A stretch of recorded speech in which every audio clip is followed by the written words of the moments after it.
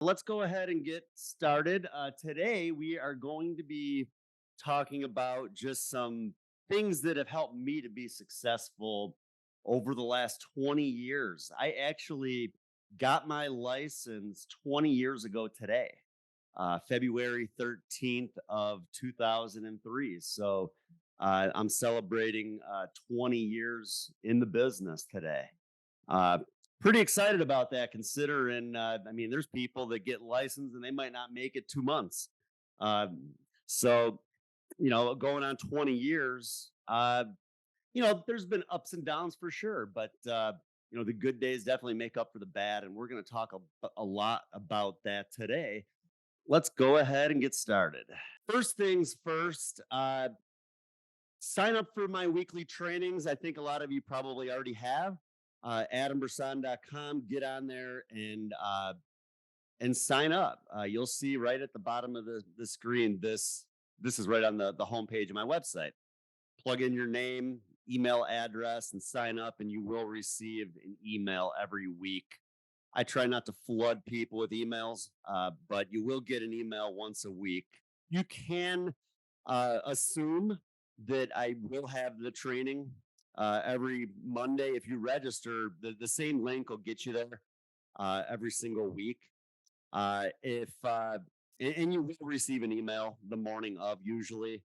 Uh, so, like I said, either way, usually if I don't have a training, you'll get an email that I'm not going to be doing one that day.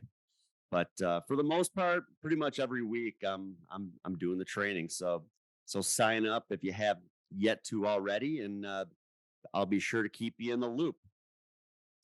And and again, join our team. Get on my website, adambersan.com or unitylifegroup.com and click on join our team, fill in your information. I'd love to set up a call with you and see what we can do to help you to have long-term success in the business. I'm here to help and I'll do everything I can to see to it that you have success in the business. Uh, you got to hold yourself accountable for a lot of things, and that's one thing that we'll probably talk a little bit about today too.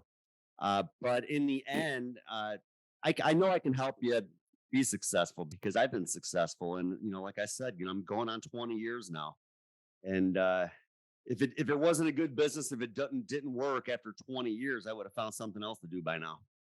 So, like I said, yeah, get on my website, adambersan.com or unitylifegroup.com. My site, Unity Life Group, is the name of my agency, and we are just getting up and running. And the website went live about maybe a couple weeks ago. And now that website is more consumer based, but I'm going to be generating leads on there too. You're part of my team. If the leads are coming in and you're part of the country, I'll shoot them over to you. So check it out. So again, how to have a long-term success in the business. And like I said, the good days they've definitely made up for the bad. I feel like I've definitely grown throughout the years and become more successful. Uh, I'm going to be 41 years old tomorrow. So, I got licensed. I was just about 21 years old. And of course, I've matured too throughout the years. When I first started, I definitely didn't take this as seriously as I do now. I never really saw the growth potential. Maybe never really knew a lot about the type of growth potential in the business until later on in my career. But like I said, the good days definitely made up for the bad. And as I got older, I just started to take this a lot more seriously, and I didn't want to pass up uh, really what could be. And that's kind of where I'm at right now. I was with two different companies for majority of my career. One company 11 and a half years, another company 7.5 years. And I finally decided, you know what? I just want to get out and build something for myself and for my family, something that can have long term growth potential. And so, like I said, that's where I'm at now. And I'm definitely looking for more agents to partner with that kind of see the potential in this business too, and the growth potential. You see people out there making millions of dollars in this business, building agencies, and I want to do that too. And I want you guys to be a part of it. So, looking forward to what's ahead. So, if you want to be successful in final expense, it only makes sense to make final expense your main focus. Uh, and I do see the value in other products, other cross sells. We have Medicare is a big cross sell, Medicare Advantage. Those are people that, especially Medicare Advantage, to me, that's like a final expense client. That's somebody that middle to low income for the most part, and they're a good candidate for final expense. But I think that really with anything, uh, if you want to be successful at Medicare, that's got to be your main focus. Anything, any business, it has to be your main focus. Uh, but from there, you can branch out if you want and do other things. But if you want to be successful in final expense, you got to make it your main focus, and you got to lead with final expense and get rid of the ego and be willing to learn from those that are better than you. And that's something that could be difficult for a lot of people to hear or to let sink in, but I think it's the truth. I think that sometimes egos can get in the way in this business. And I think sometimes people, they might have a few good weeks, they get cocky, they think that they know it all, they don't want to listen to anybody else. Um, I think we can all learn, continue to learn, and we can all continue to learn from each other. And that's something I'd like to start doing on these trainings once a week too. Is maybe communicate a little bit more, and we can all kind of talk about different successes that we had throughout the week and things that worked for us and helped us to make sales. Because I think we can all learn from one another. And that's, again, I think if people have the ego, they're not willing to listen or learn from anybody. They think they got it all figured out. And a lot of times those are people that are just going to be in and out of the business. They're going to have a bad week and they're going to be done. So have a plan. Kind of, you got to know what your business is going to look like and what you're going to do on a regular basis. I think you do have to understand too, if you're leading with final expense, that final expenses, it is a different market. Uh, we're dealing with people, again, middle to low income, seniors. It's a little bit different than other markets. And I kind of feel like you have to adjust to that. You have to do things a little bit differently. Uh, if you guys, those that have been on my trainings before would know that I am not much of a appointment setter. I like to just take the leads, go out and run them. I recently hired an appointment setter just to kind of free up some time in my day. And honestly, I still have more success going out and running leads. I have appointments set. It gives me a little bit more structure for my day, but I feel like I still have more success out in the field when I'm just taking the leads and going out and door knocking them.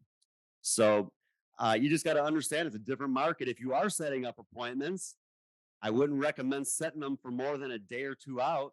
If you're calling today, I'd say maybe set appointments for tomorrow and maybe Wednesday at the latest. But if you're setting up your whole week, I know like my dad in the business, uh, growing up, he did a lot with Medicare, and Monday was his office day. He would sit in the office and he'd be setting up his whole week, calling and setting up appointments. And I don't know what it is with final expense, but it just seems like that doesn't work.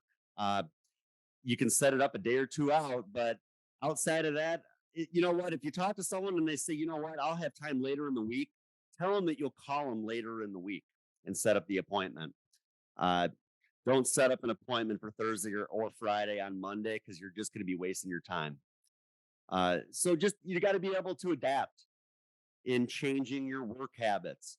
I would also mention too that if you're out in the field and you're running leads, you got to know that your plan is to be out there the whole day. It's not to just knock on a few doors and if people aren't home, go home.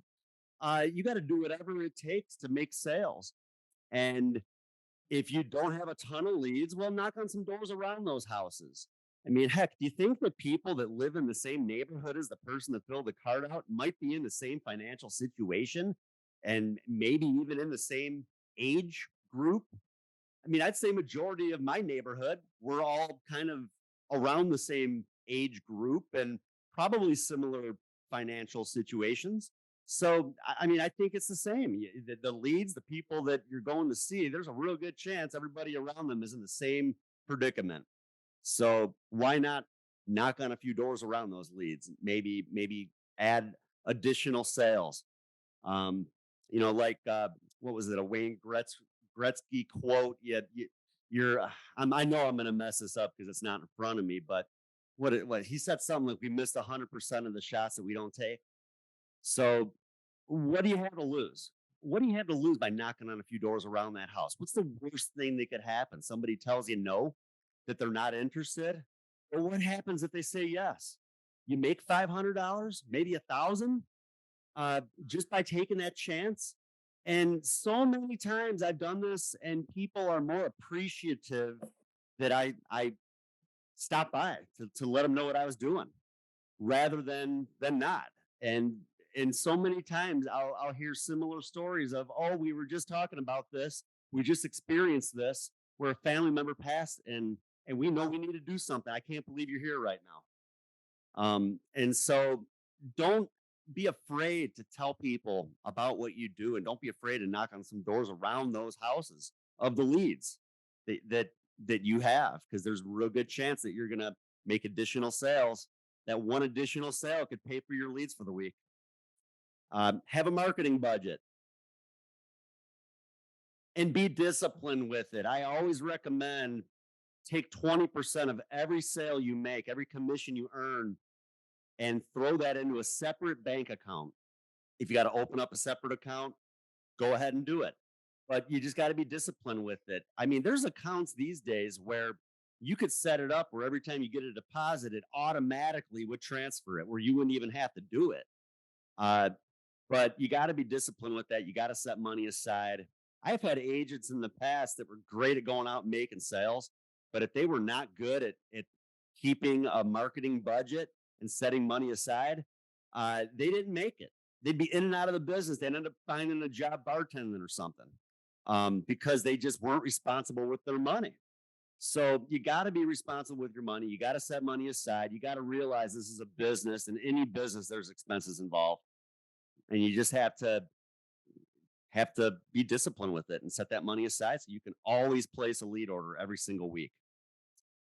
Uh, and I honestly, I mean, I would plan to live on half of what you earn, not just putting that 20% aside, but I mean, I would recommend to set aside another 30% for taxes. Hopefully, you're not going to owe that much at tax time. The great thing about leads is that it's a tax write off. So you will have a lot of expense there. But you just never know. I mean, I think you're better off to have more money set aside than not enough. I remember my first year at my prior company. Uh, I had a really good year, and I made a lot more money than what I was anticipating. And it hit me at tax time. I had not planned ahead. And so one thing you'll get to learn about me is that I'm not going to teach you anything that I haven't already done or experienced myself. And I've learned from my mistakes, and I don't want my agents to make the same mistakes that I have.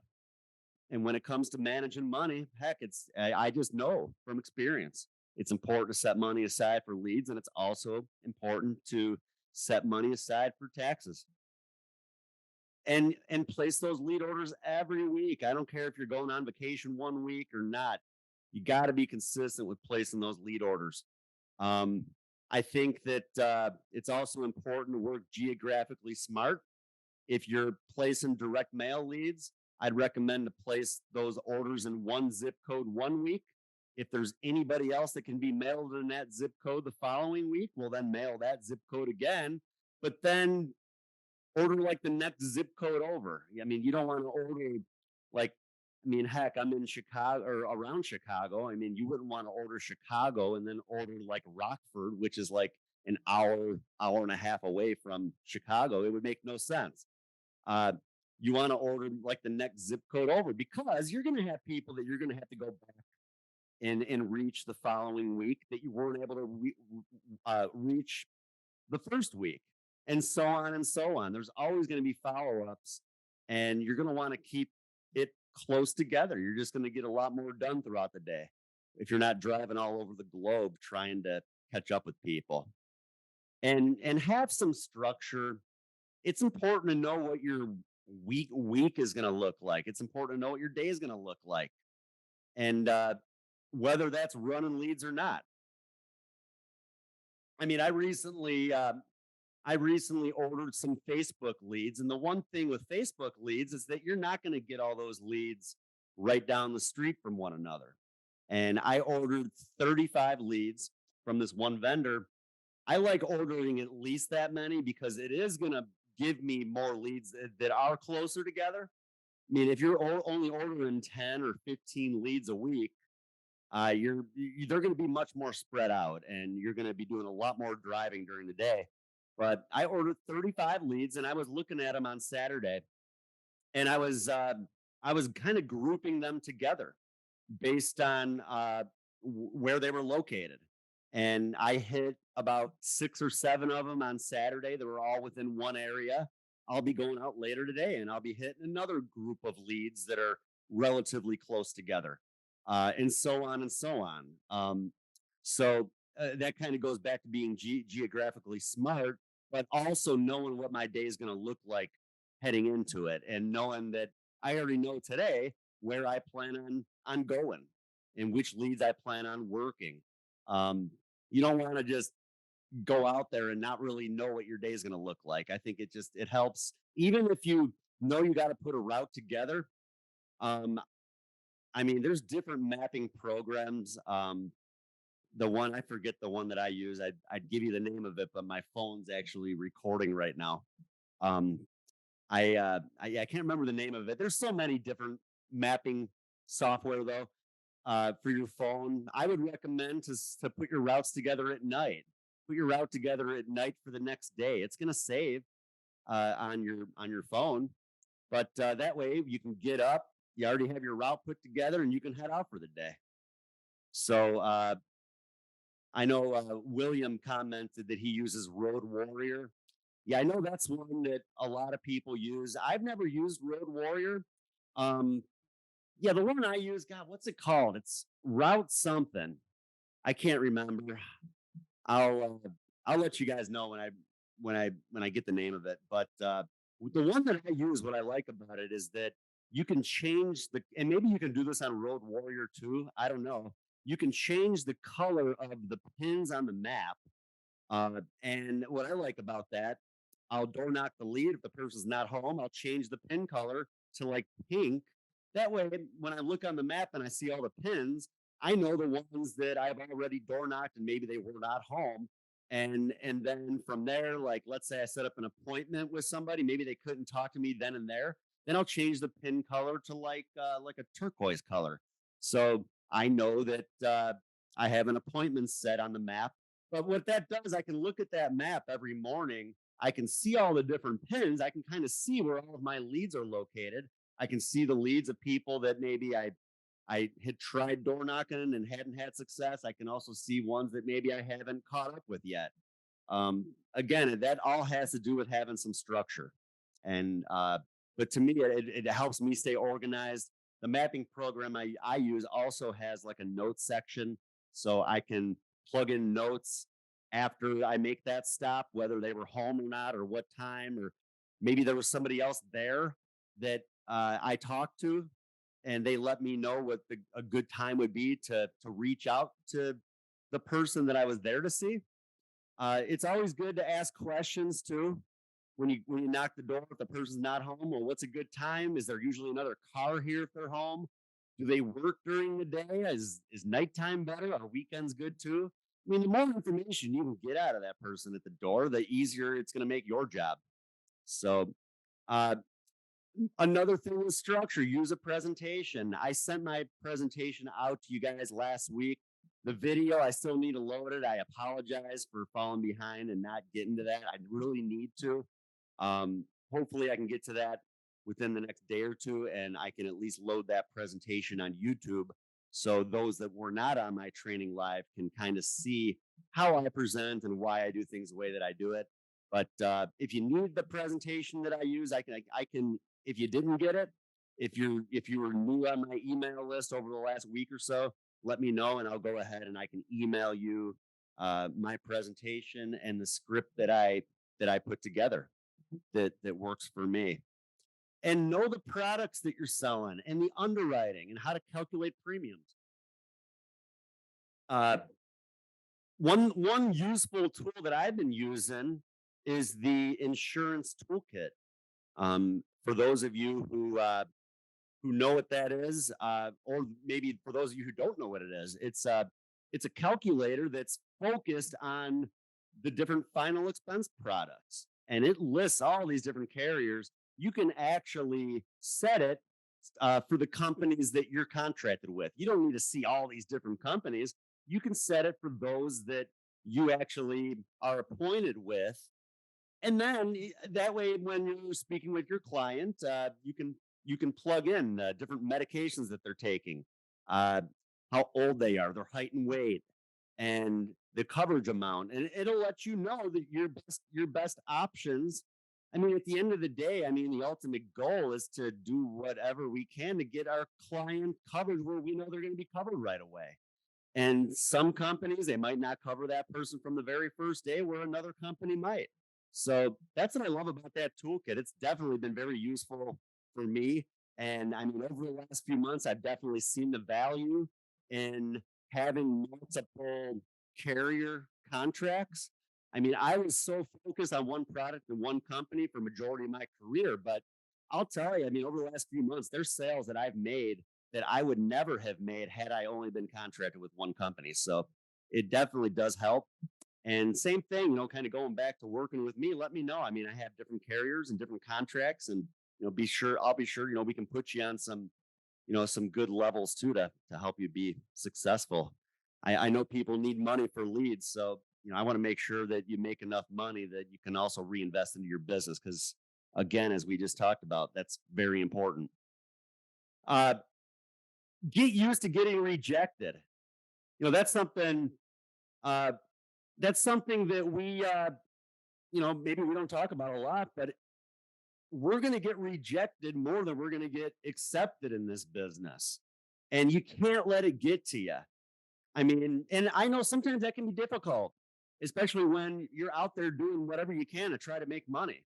You're going to hear no a lot. And I know, I mean, it can be frustrating. It's gotten to me when I'm out in the field and God, you knock on 5, 6, 7 doors in a row and just no one's giving you the time of day. It can be frustrating. But again, too, I think a lot of this business is mindset, and you have to figure out ways uh, to change your mindset. If you get frustrated, you got to get over it. Bring yourself back into a positive mindset, and focus on the next person that you're going to go help. But I think that we got to focus a lot more on helping people than focusing on the fact that we need to make money. And the money will come that way. The more people that you go out there and help, uh, it'll get to the point where you just have money coming in your bank account left and right, and you don't even remember where it's coming from. Uh, but that's really the key. Is just get used to getting rejected, focus on having a positive mindset, and figure out ways to get back into that positive mindset, even if you're having a bad day. I always joke around with agents when I'm out training them that we got to have that mindset that the client's just sitting there waiting for us to show up with their checkbook open, like they're just wondering why we're not there yet. And I think it's a good mindset to have because we're assumptive then. We're feeling good and we're assumptive that that's why we're there because they need our help. So ask questions too. Listening sells. Again, my presentation, a lot of questions. that I call closing questions. But there's a lot of questions, and the purpose of that is to get the client involved. And the more you can ask that client, the more you're going to get them involved, the more they're going to remember why this is so important and why they need this. So ask questions, listening sells. You doing all the talking, you're going to put your clients to sleep. Ask questions, get them involved. It shows that you care too. When you can really express that you care. You should care. I sure hope you care about what you're doing. And if you're out there just trying to make money, I think sooner or later you'll realize the importance of this. And maybe you don't see it right now, but uh, what we do does change people's lives. And maybe $10,000 is not a lot of money to a lot of people, but to a lot of the people that we work with on a regular basis that are just living on Social Security, that $10,000 makes a huge difference, and they know that they're doing a good thing for their family. So you just got to remember that you definitely are changing that family's life, and if you go in with that mindset, and it's gonna start to, I don't know, it's gonna start to show that you actually do care. And if you do actually care, it's going to make a big difference when you're focusing on your clients a lot more than what you're getting out of it. Focus on the need, focus on affordability. Those are the two main things that I focus on when I'm in the house. How much coverage do they need, and how much can they afford? Uh, I don't focus on how much they need 20 years from now. I focus on what they need today. I can always go back next year and write them more coverage. But I want to make sure that they can pay for this every month, not just the first month, because I mean, you're not doing them any favors, and you're not doing yourself any favors if you're writing them a premium that they can't afford paying more than the first month. So put them into something that is affordable, that is enough to cover what they need. And if they can't afford as much coverage as what they need, explain to them that their family will appreciate that they at least did something. And some having some coverage is better than not having any at all. Uh, and this it kind of leads right into this. Don't sell based on how much commission you want to make. If you're focusing on what you're going to get out of it, you're not going to get anything out of it. Again, I mean, I think you're going to be in and out of the business. I think they talk about commission breath. People can tell when you're actually there to help them, and when you're actually just there to make a sale. Focus on your clients' needs and focus on helping them. And again, you're going to get paid over and over again. Do what's in the best interest of your clients. And and again, that goes back to a lot of things that I see when I'm out in the field. When I ask my client or my prospect if I could see their policy, they might tell me that they already have coverage, and they bring me their policy, and I look at the application, because most policies have a copy of the application in the back of it. And you can look at the application, and you can look at the health questions. And I mean, a lot of the times the client might have already told me about their health. And I'm looking at these applications, and just so many of these agents out there. And it's like they had no business even writing the business. Uh, they were not looking out for the best interests of their client. They were looking to make a sale. And be straightforward with your client. They appreciate that. Let them know if the policy, if they don't qualify for first day coverage, be upfront with them about it. I was in a house on Saturday, and it was a husband and wife. This guy was on kidney dialysis. And I mean, most of you will know that there's not many companies that will even insure somebody who is on kidney dialysis. Uh, I mean, I have some companies that will, but there is not one company out there that will cover that person from the very first day. There's going to be some sort of 2-year stipulation where if that person dies within the first couple of years, there's going to be some sort of return of premium plus maybe some interest paid back to the family. Uh, If they die in an accident, they could be covered right away.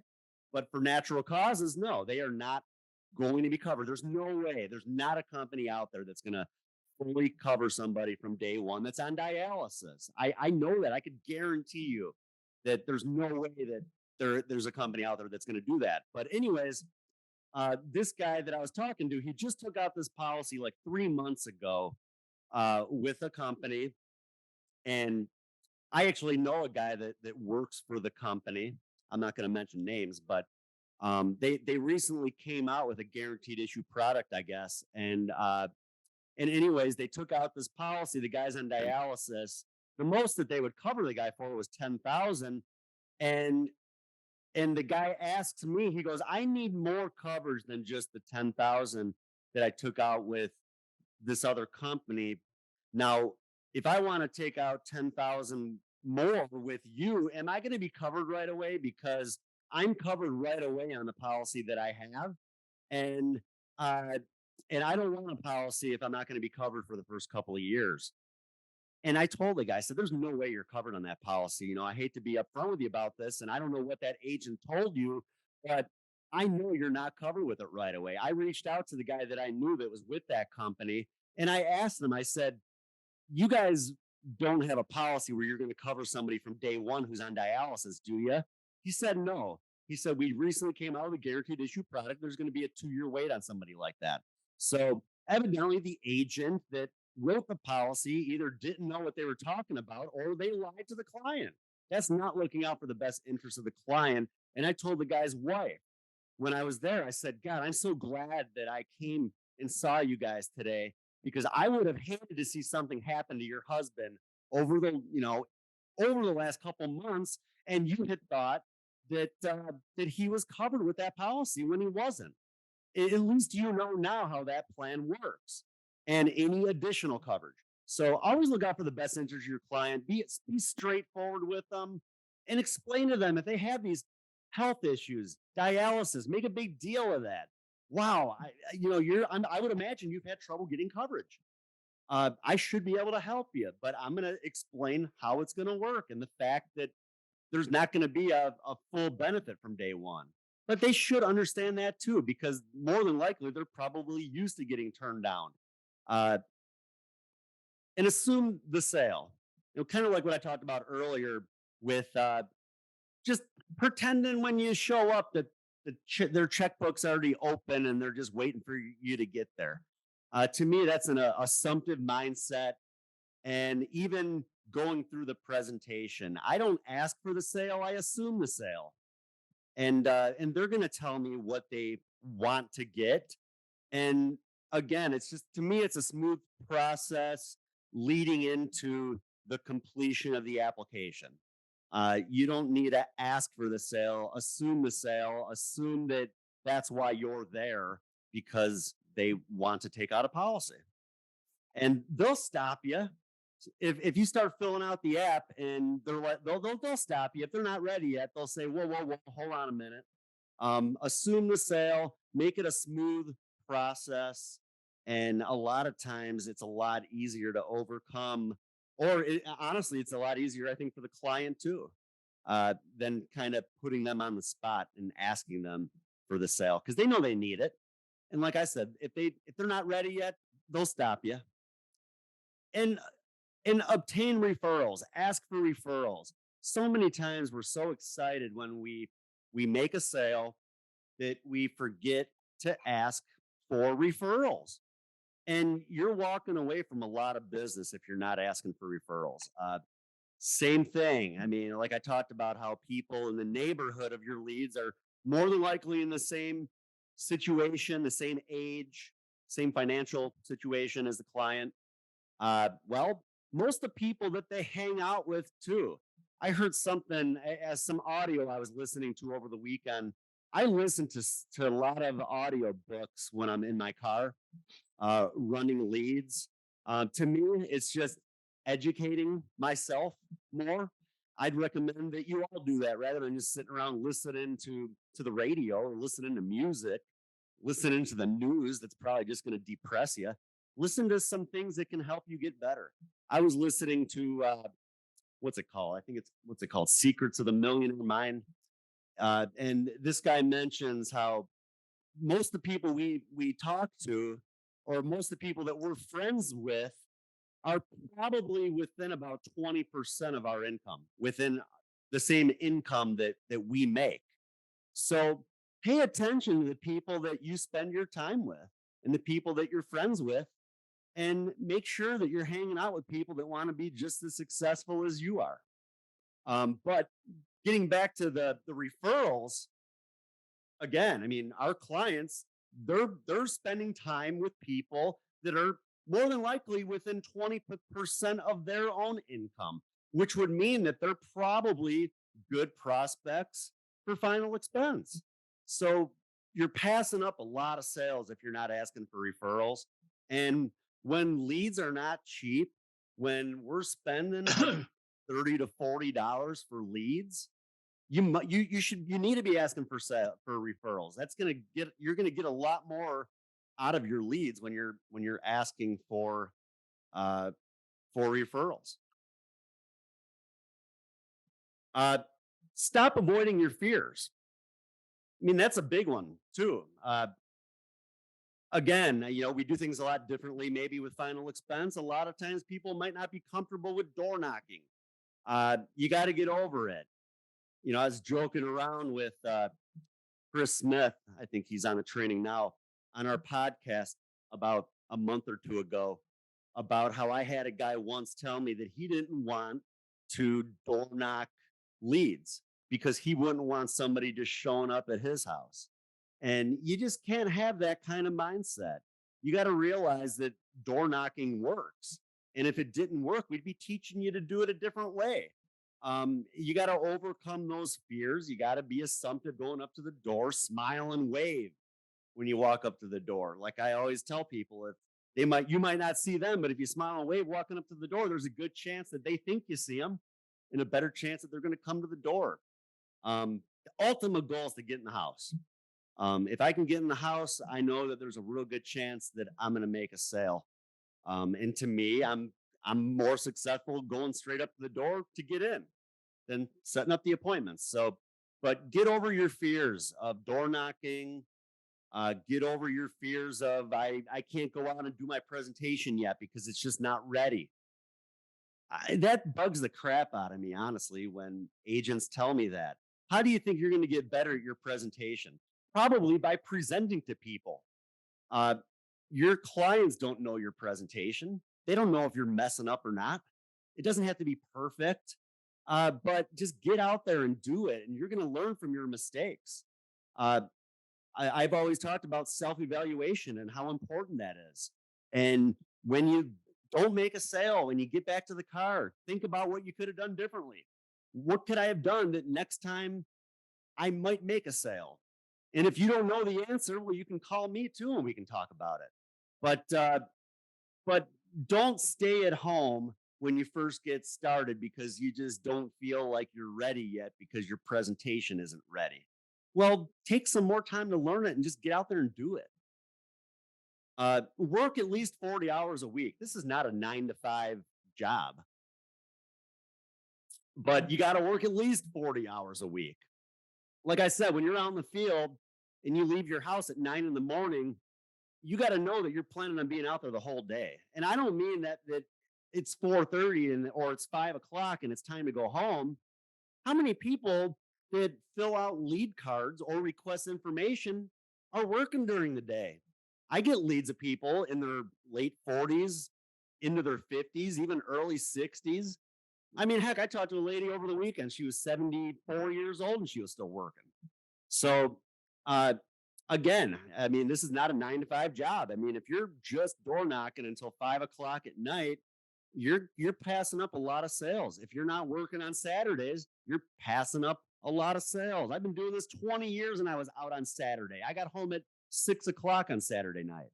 I'm out there doing whatever I can to make sales, and I don't want to pass up opportunities. So just remember that. And you know what? If you go home at 5 o'clock, at least by me, if I would have went home last week at 5 o'clock at night, I would have been sitting in traffic. And I mean, who wants to sit in traffic? I would rather stay out, knock on a few extra doors, get in a house and make a sale and go home after everybody else is already home. And I might even get home at the same time. Um, have more reasons why you need to be working and less excuses why you can't be working. Again, so much of this business is just mindset, and and you got to focus on why you need to be out working, and you got to be focusing on making sales. Um, I mean, I had a guy tell me once that he couldn't go out and work because his windshield wipers were broken and it was raining. Like, give me a break. Figure out a way to get some new windshield wipers. I mean, I've had people tell me that they can't work because it's too cold out. Put on a warmer coat. Put a hat on your head. I mean, you know how many people are going to be home on a cold day? Tons of people. I can't work because there's 3 inches of snow on the ground. Well, get up earlier. Like if you had a regular job, uh, could you call your boss and say, I can't come into work today because it's snowing? You'd get fired in a second. They'd tell you, get your butt up an hour or two earlier so you can get here on time. Same thing. Just get out there and work. Enough with the excuses. Keep up with your business. And I talked about this last week. So once I load that video, um, you can watch that one. Talked a lot about persistency, keeping up with your business, how to write additional business, but how to keep your clients and have your clients for life. And a lot of that is just keeping up with your business. If you notice that a policy's fallen off, get in touch with that person.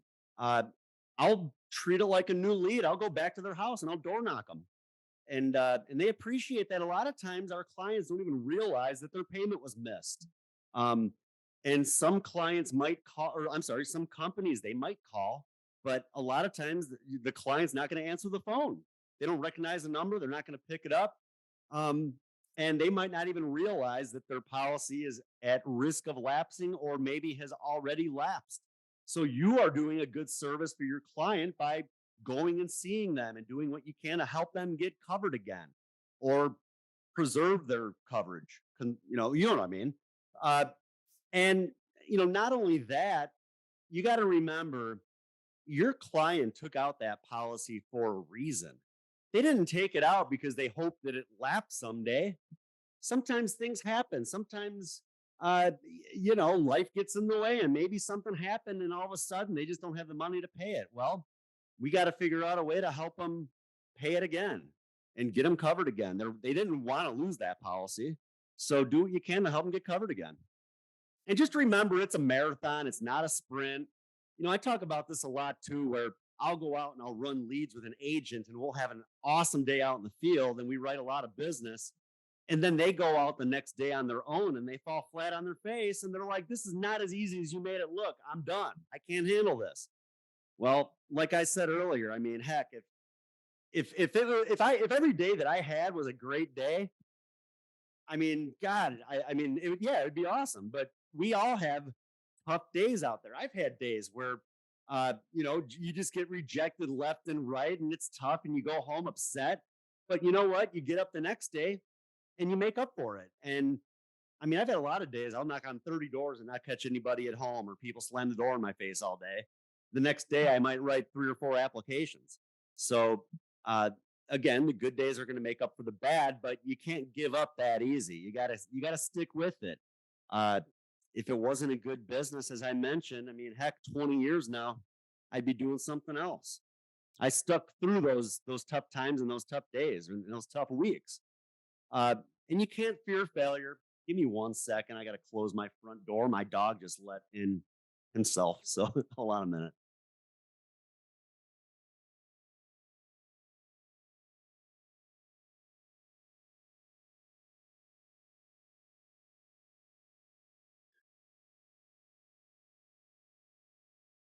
The fear of failure is something that I think too holds a lot of people back, and and in a lot of that too, it boils down to purchasing of leads.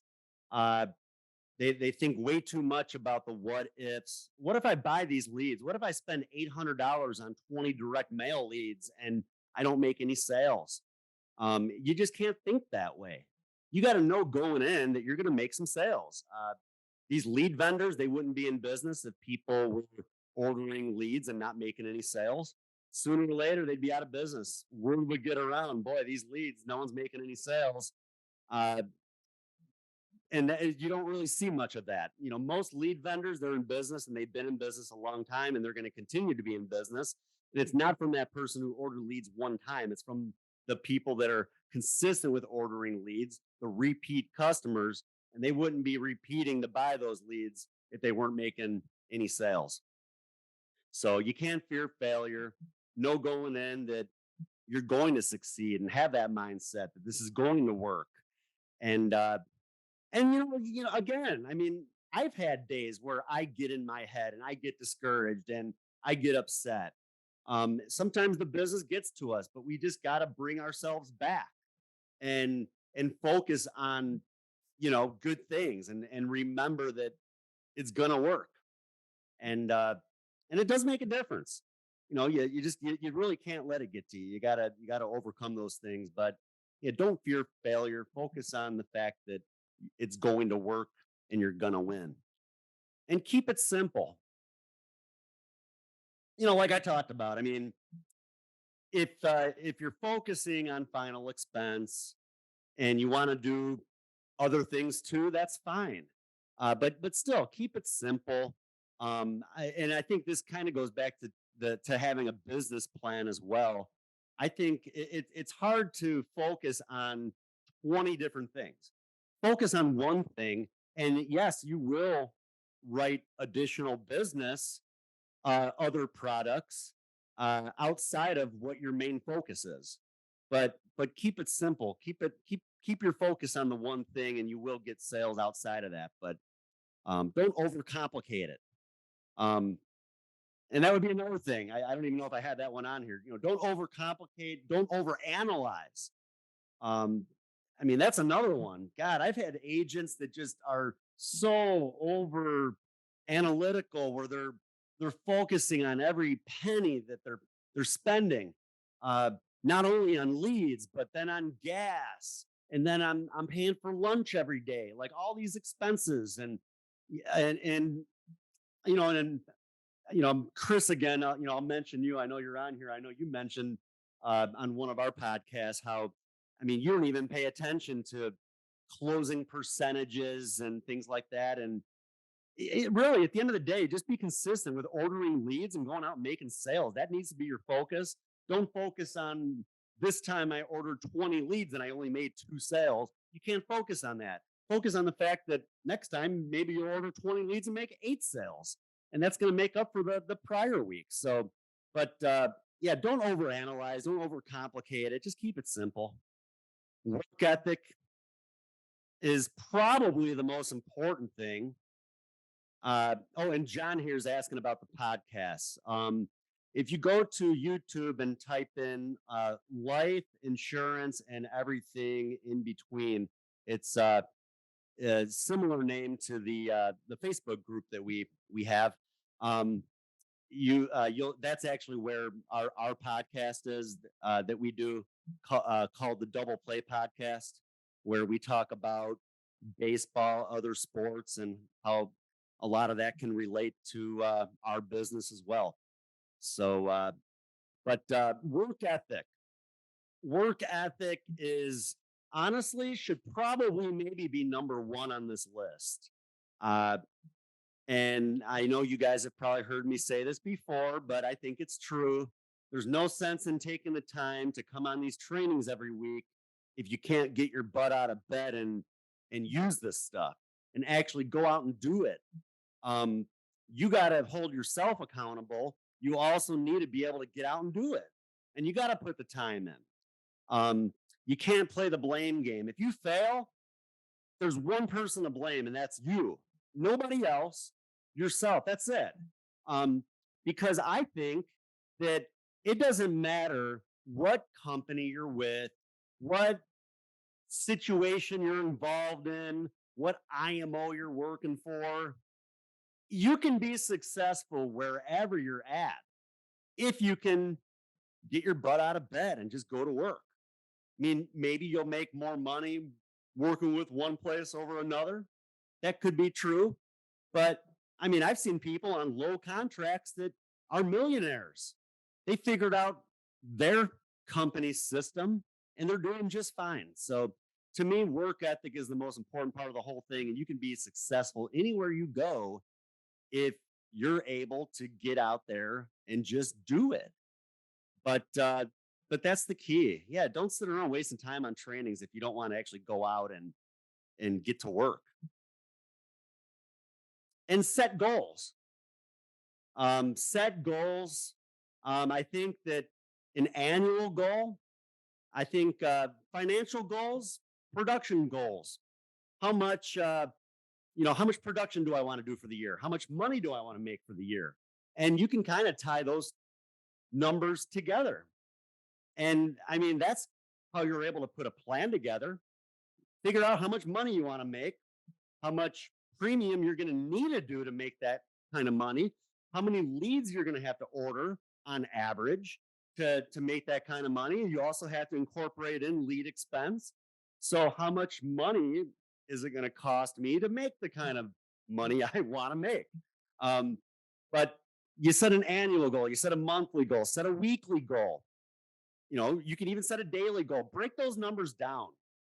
And to me, I think smaller numbers that are more, maybe make it feel more achievable, such as I don't really focus on annualized premium. I focus on monthly premium. And the numbers all are the same, but it's just a different way of thinking. If I want to write 6,000 in premium for the week, well, I know that I need to write $500 of monthly premium for that week, and I need to write at least $100 of monthly premium a day, Monday through Friday. If you want to do 3,000 in premium for the week, well, it's half of that. You'd have to do at least $50 a day of monthly premium to hit that goal. To me, it just feels a lot easier breaking those numbers down into smaller numbers and just focusing on, okay, I got to write my $50 a month app today to hit my 3,000 for the week. But don't just stop there, because who knows what tomorrow is going to bring. We don't know if tomorrow we're going to make a sale or not. So, I'm not going to tell you to go out and write that one app at 10 in the morning and then go home. Write as much as you can. But again, just stay focused on your goals, but break them down. And to me, I just think breaking them down into smaller numbers makes it maybe a little bit easier or more achievable in my mind. Give me a minute here.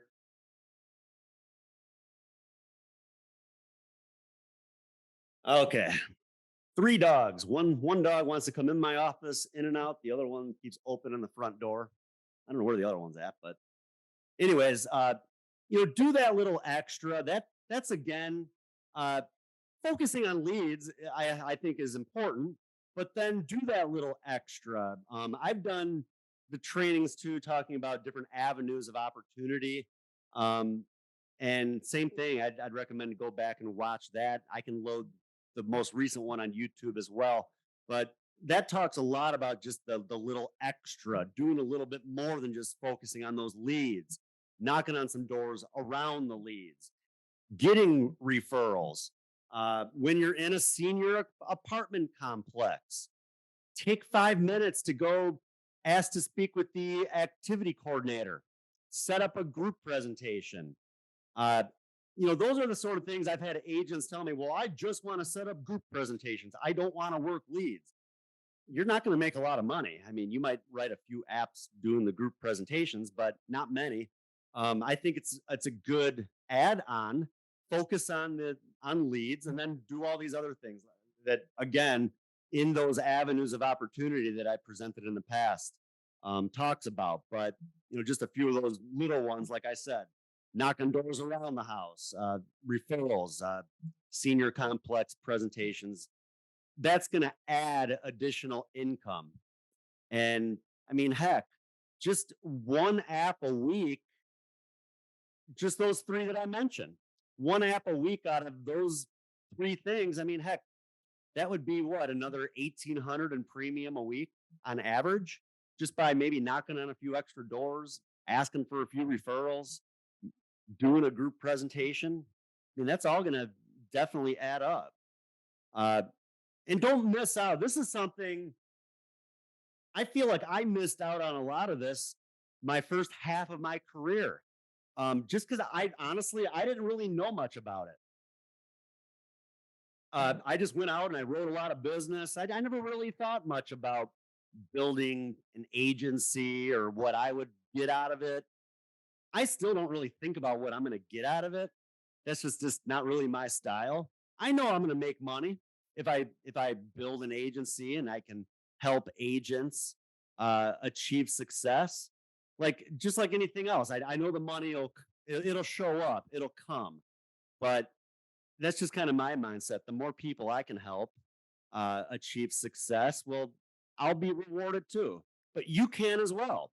Don't miss out on that kind of growth potential. I mean, you can first get good yourself. First, get good at it yourself. Get out there and learn it. Get good at it. Um, be successful at it. I think it's a lot easier for to find people that will want to follow you once they know that you've been successful yourself. I don't think it's a good idea either to recruit people just because you know them if you don't really have much value to offer them because they're not going to stick with you a long time if they're good and the only reason you're making an override is because you know that person. That's just it to me. It's just not a you got to know you got to have some sort of value or offer some sort of value to those that you want to work with you. And I mean, that's something I feel like I have to offer. Been doing it a long time. I've been successful. Uh, and I'll kind of share a lot of these different things today that just different things that I've done that have helped me to be successful. But yeah, get to the point where you know enough about the business where when you have an agent and they have questions, you don't always have to call somebody else to get an answer. Because if you got to call somebody else all the time to get an answer, what do you think your agent's going to start doing? They're going to start calling somebody else to get the answer, and you have no value to them. So, but like I said, don't miss out on the growth because, uh, I mean, you can make millions in this business. If you put your mind to it and you put together a good group of people and help them be successful. Focus more on them, as I mentioned, though. Focus more on your people and what you can do to help them than anything you're going to get out of it. Just like going out and making sales, focus on your clients and what you can do to help them. And same thing, you're going to get a lot more back. And just love what you do. Like I said earlier, maybe you're new, maybe you don't see the value in what we do. All you see is we're going out and writing these little 10 to 15 to $20,000 policies, and you just don't really see the value. Well, you know what? Like I said, um, you'll learn to love the business if you want to. I would recommend, honestly, that when that first time you see a death claim come in, go to that person's funeral and see how what you did made a difference. And I'm serious. It made a difference in that entire family's life. And I feel very strongly about that. What we do does change people's lives. And that's why I love this business. So, sorry to get a little emotional there, but I've done it. I've gone to my clients' funerals. I've seen how what we do makes a difference. And and that's what I want to do. I want to make a difference not only with my clients, though. I want to make a difference in all of your guys' lives. So, let's work together. Let's have a great year. It's been a great 20 for me. I'm looking to have a great another 20 with all of you guys and many more. So, uh, additional training, check out my website, adambrsan.com/training. Get on my YouTube channel, again, for additional training and get a hold of me. Like I said, if you guys, God, now Siri's acting up on me. If you guys want to work, like I said, I know some of you on the call, we do work together. Others that don't, reach out to me. I'd love to set up a call and see what we could do to set you up for some long term success. It starts with you though. You have to be the one who wants it. We can help you. We can help you achieve that long term success, but you got to have that willingness and desire to want it more than I want it for you or anybody else wants it for you. So, but hope you guys have a great week. Look forward to talking to you guys soon. Same time, same place next week. Thanks again.